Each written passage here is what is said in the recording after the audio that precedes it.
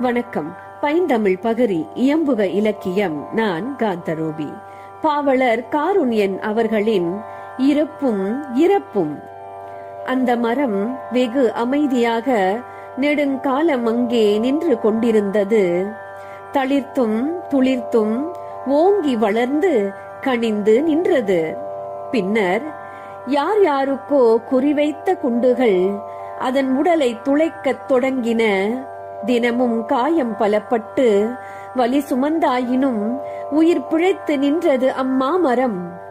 பின்னர் வாழ்வு என்பது தினமும் காயம் கண்டல், நோவு, குருதி, குமுறல் என்றாச்சு. பழைய ரணங்கள் ஆறும் முன்னே மீண்டும் புதிய புதிய ரணங்கள்.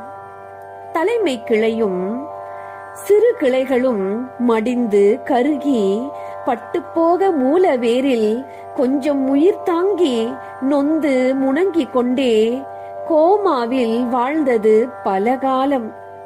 பின்னர் ஒரு நாள் காலை அதன் மரணம் அறிவிக்கப்பட்டது. அதன் உறவுகள் பல கோடி.